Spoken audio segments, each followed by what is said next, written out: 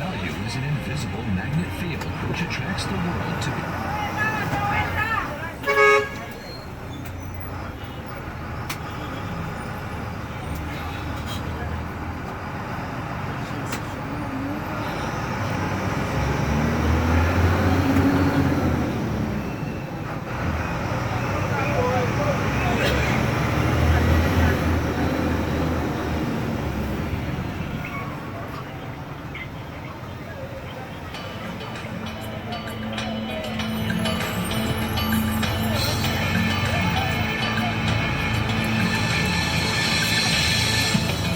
Seigneur, je t'invite pour écouter la parole éternelle, car c'est l'heure du choix, c'est l'heure du choix, c'est l'heure du choix, c'est l'heure du choix.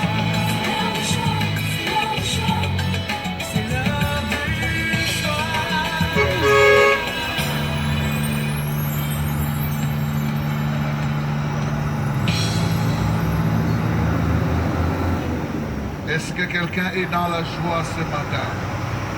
Alléluia. Nous bénissons le Seigneur qui est fidèle et bon. Il est merveilleux. Nous sommes encore là ce dimanche matin. Nous sommes bénéficiaires de sa bonté ou de ses bontés au pluriel. Amen. Et de ses compassions. Ouvrons nos Bibles. Romains chapitre 12, 1 à 2. Romains chapitre 12, 1 à 2. Et puis nous prendrons notre texte que nous allons retrouver donc de Matthieu 6 à 10. Je vous exhorte donc, frères, par les compassions de Dieu, à offrir vos corps comme un sacrifice vivant, saint, agréable à Dieu, ce qui sera de votre part un culte raisonnable. Ne vous conformez pas au siècle présent, mais soyez transformés par le renouvellement de l'intelligence, afin que vous discerniez quelle est la volonté de Dieu, ce qui est bon, agréable et parfait. Amen. Proclamons ensemble notre texte de Matthieu chapitre 6. Nous commençons à partir de notre Père. On y va. Notre Père qui es aux cieux, que ton nom soit sanctifié, que ton règne vienne, que ta volonté soit faite sur la terre comme au ciel. Amen. Voilà, frères et sœurs, nous retrouvons notre thème de l'année et nous allons continuer donc à parler des choses qui nous aident à vivre conformément au ciel, mais tout en étant sur la terre. Nous sommes dans notre thème donc, sur terre comme au ciel, et nous allons continuer parce que nous avons fait une pause. Nous avons eu des messages qui étaient, on peut dire, des messages de la saison, des messages appropriés à la période que nous traversions dans le confinement. Et là, nous allons reprendre le cours donc de ce qu'a été cette année avec cette inspiration que le Seigneur a mis sur notre cœur, sur terre comme au ciel. Nous avons un texte de la parole de Dieu. C'est l'apôtre Paul qui a écrit cet épître aux Romains, l'une des épîtres magistrales et aussi capitale pour notre foi, l'une des épîtres qui expose la doctrine du salut convenablement. Lorsque nous prenons, bien aimé, ce chapitre 12 des Romains, c'est le commencement de la partie pratique de cet épître, de ce livre de Paul aux Romains, comparativement aux 11 chapitres précédents. Donc du premier jusqu'au 11e chapitre, l'apôtre est plus doctrinal. Il fait des exposés théoriques donc de la doctrine chrétienne du salut, de la foi en Christ. Mais arrivé au chapitre 12, il change, il entre dans la pratique. Quand il dit « je vous exhorte donc », vous savez, on utilise donc pour amener une sorte de conclusion. Donc, étant donné que vous avez entendu tout ce que vous avez entendu concernant la doctrine, voici ce que vous devez faire maintenant en pratique. Et je lisais un commentaire qui a dit ceci, je le cite littéralement, « Vous n'avez pas vraiment appris la parole tant que vous ne vivez pas la parole. » Ton amène n'est pas là. Vous n'avez pas vraiment appris la parole, dire la parole de Dieu, tant que vous ne vivez pas la parole. Donc ça ne sert à rien de se remplir de connaissances sans les mettre en pratique. Ça ne va rien vous amener, ça ne va rien vous produire, aussi longtemps que vous vous bourrez de beaucoup de principes que vous n'appliquez pas. Vous n'en bénéficierez pas. Donc vous allez vivre autre chose que ce que vous connaissez. Mais si vous prenez ce que vous connaissez, vous commencez à le mettre en pratique, à ce moment-là, vous commencez aussi à en bénéficier. Un bon amen. Vous ne vivez pas vraiment la parole. Vous n'avez pas vraiment appris la parole tant que vous ne vivez pas la parole. N'est-ce pas que nous avons beaucoup de connaisseurs? Beaucoup de gens qui disent je sais. Mais quand vous voyez ce qu'il fait, c'est autre chose. Ça ne te sert pas à grand chose de savoir si tu ne fais pas. Vis ce que tu sais et tu verras. Je tentais d'ajouter, tu verras la gloire de Dieu. Alléluia. Tu verras la gloire de Dieu. L'apôtre Paul nous fait une recommandation ici solennelle. Il parle à ses frères que nous sommes. Il nous appelle bien-aimés. Il parle aux enfants de Dieu. Il ne parle pas aux païens. Il exhorte les bien-aimés. Et le terme même, je vous exhorte donc bien-aimés. Je vous exhorte. Exhorter là, ce n'est pas, je vous donne un conseil que vous pouvez prendre ou laisser. Non, non. C'est un terme qui signifie que je vous encourage réellement à faire cela avec une urgence. Avec urgence. Je vous exhorte donc, c'est une recommandation. C'est un commandement, mais qui nous est communiqué de manière polie. Mais nous devons savoir qu'il y a un culte raisonnable. Amen. Il y a un culte raisonnable et il y a un culte qui n'est pas raisonnable. Ce matin, j'aimerais que tu gardes cette pensée que je dois arriver à offrir à Dieu, à faire à Dieu, à donner à Dieu un culte raisonnable. Amen. Il faut que tu parviennes à cela. Sinon, tu passes tes 2 heures pour rien. Ce sont des heures perdues. D'autant plus que ton culte n'a pas été raisonnable. Dimanche passé, je disais ici que si nous venons au temple sans voir le Dieu du temple, nous ne faisons rien.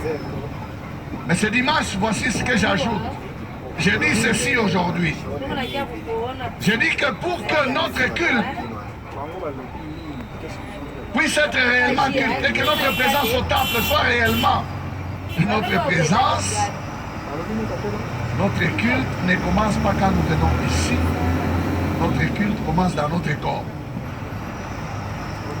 Ah oui. Notre culte ne commence pas quand nous venons au culte ici, mais notre culte commence dans notre corps.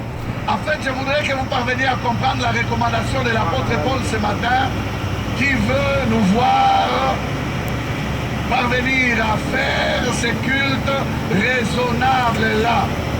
Nous pouvons être dans le temple, mais sans avoir à participer au culte raisonnable. Sans avoir jamais, alors jamais, accédé à la présence de Dieu dans son temple. Je vous l'ai dit aussi dimanche passé. Dieu ne cherche pas ce que nous faisons. Non, Dieu ne cherche pas ce que nous faisons. Il ne cherche pas ce que nous donnons. Il ne cherche pas ce que nous organisons. Mais Dieu nous cherche nous-mêmes d'abord. C'est vrai. Dieu n'a pas besoin de ce que nous lui apportons comme offrande en termes de finances, d'argent. Même si vous réfléchissez très bien, est-ce que Dieu prend nos offrandes? Je parle de manière humaine, physiquement. Est-ce que Dieu prend les offrandes? Il les prend, il les utilise. Dieu utilise l'argent. Dieu utilise l'argent. Non. Mais pourquoi nous donnons les offrandes? Nous disons que nous donnons à Dieu, n'est-ce pas? Nous donnons pour l'avancement de son royaume. Pour le glorifier, lui. Amen. Donc, indirectement, nous donnons à Dieu, mais en fait, nous donnons pour l'organisation. En réalité, ce que Dieu prend, c'est pas ce que c'est bien que nous donnons, non. C'est nous. Alléluia. Dieu nous prend nous. Dieu nous veut nous. Amen. Nous faisons beaucoup de choses pour lui plaire ici-bas, mais en définitive, il a besoin de nous. Donc si, écoutez, s'il ne t'a pas eu toi, malgré que tu fais des dons, ces dons ne te servent pas à grand chose, parce que Dieu ne t'a pas entre ses mains. Tu commences à me comprendre. Et c'est cette recommandation qui est utile ce matin. Dieu recherche, il dit il recherche des adorateurs. Il recherche d'abord des personnes avant de rechercher l'adoration parole, l'adoration déclarée, proclamée, déclamée, récitée. Dieu recherche d'abord des personnes. Amen. Des personnes. Alors quelle est la recommandation que Paul nous fait? Il nous demande l'offrande de nos corps. Voilà ce qui va nous amener au culte raisonnable. L'offrande de nos corps. Il veut que nous puissions, bien-aimés, nous donner à lui. Dieu veut cela. Voilà pourquoi il a envoyé son Fils pour nous sauver, pour nous racheter. L'obstacle qui l'empêchait de nous saisir, de nous recevoir, le péché a été enlevé par l'offrande de son Fils, le don de la vie de son Fils. Pourquoi? Pour que nous puissions avoir accès auprès du Père. Il a besoin de toi, mon frère. Il a besoin de moi. Il a besoin de nous. Hébreux 10, verset 5 à 7. C'est le Fils qui parle. Il est dit ceci. C'est pourquoi Christ, entrant dans le monde, dit: tu n'as voulu ni sacrifice ni offrande, mais tu m'as formé un corps. Tu n'as agréé ni holocauste ni sacrifice pour le péché. Alors j'ai dit: voici, je viens. Dans le rouleau du livre, il est question de moi pour faire, ô Dieu, ta volonté. Amen. Dieu était à la recherche d'un meilleur sacrifice. Le sacrifice des taureaux et des boucs ne lui plaisait plus. Il a voulu l'offrande du corps de son Fils, le sacrifice de Jésus. Et Jésus a compris cela. C'est lui qui parle. Ces paroles ne viennent pas des Hébreux, ce sont des paroles des psaumes, des paroles prophétiques qui ont été déclarées au sujet de Christ. Christ se les approprie pour dire, il est question de moi, j'ai compris ce que tu veux. Tu as refusé le sang des boucs, tu as refusé le sang des taureaux, tu as refusé le sang des agneaux et de toutes ces bêtes que l'on sacrifiait. Mais voici moi, je me donne. Alléluia. Jésus n'a pas reculé. Même lorsque Pierre lui a dit à Dieu ne plaise, il a dit allez arrière de moi Satan. Parce que moi je dois me donner, je dois me donner, je dois m'offrir. Jésus a compris que tout découlait du don de sa vie. Il ne pouvait pas échapper à cela. Il ne pouvait pas refuser cela.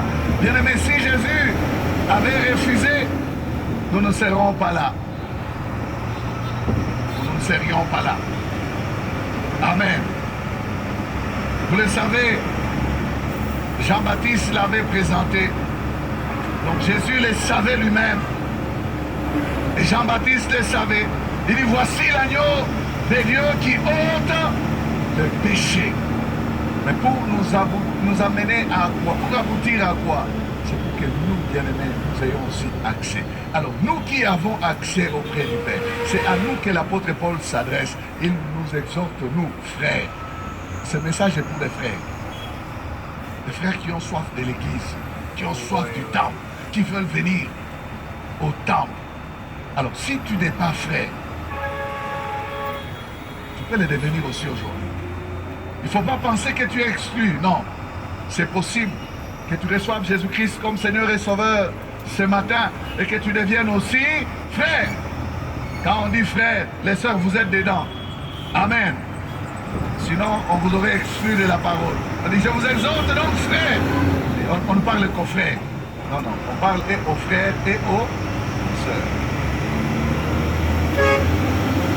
Celles qui combattent pour les droits des femmes diront toujours qu'il y a toujours une sorte d'injustice.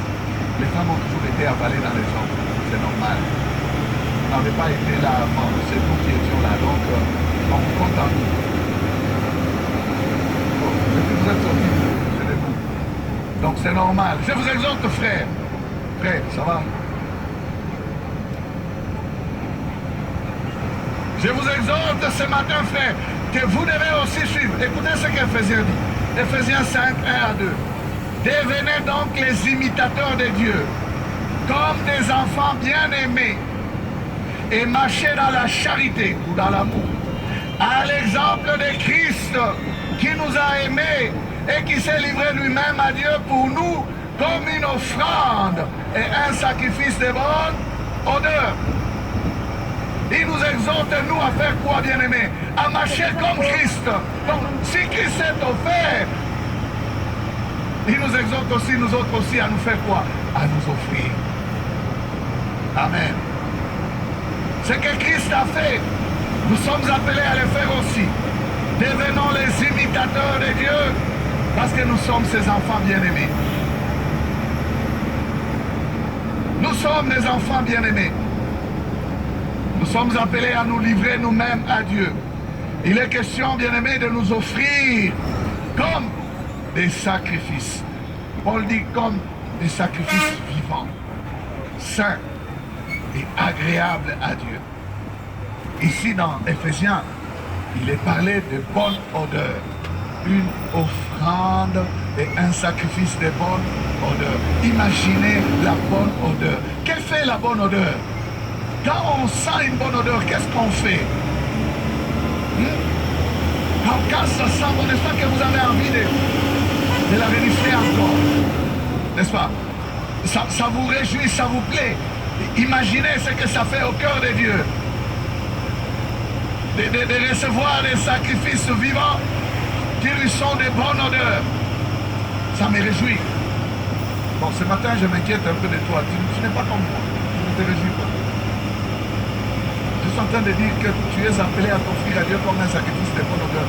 Donc si Dieu sent comment tu sens, Dieu sourit. Et Dieu a encore envie de sentir encore de nouveau. Et il a encore envie de sentir de nouveau. Et encore. Mais quelle joie! Sacrifice de bon honneur. Comme il a aimé les sacrifices de Christ. Comme il a voulu les sacrifices de Christ. Il n'a pas aimé d'autres sacrifices. Mais celui-là, il a... Toute sa colère s'est calmée. Il faut entrer nous aussi. Alléluia. Dieu a changé sa manière de faire. Beaucoup de chrétiens bien-aimés ne le savent pas. Ils ne savent pas que Dieu s'intéresse aussi à l'offrande de notre corps. Beaucoup de chrétiens pensent que Dieu n'a besoin que de notre esprit, de notre âme. Il nous a sauvés, c'est dans notre esprit. Le corps ici, non. Nous en faisons ce que nous voulons. Non, non, mon frère. Ce matin, je suis en train de dire que Dieu veut que nous lui offrions nos corps. Nos corps, nos corps, nos corps. Dieu a besoin de notre corps, comme il avait besoin du tabernacle dans l'Ancien Testament. Dieu demande le sacrifice de nos corps, comme il avait besoin que son peuple lui construise un tabernacle. Paul nous exhorte, et c'est pas Paul, c'est le Saint-Esprit, à nous offrir pour que nous devenions bien-aimés des tabernacles. Pour que nous devenions des tabernacles, nous tels que nous sommes là. Comme il avait besoin du tabernacle, il voulait qu'on lui bâtisse une maison dans laquelle il voulait demeurer. Dieu a changé sa façon de voir les choses. Dans la nouvelle alliance, il change. C'est nos corps qu'il veut. Il a changé. Dans l'Ancien Testament, il a voulu habiter au milieu de son peuple. Dans le Nouveau Testament, Dieu veut habiter dans notre corps. Alléluia. Il veut habiter dans notre corps.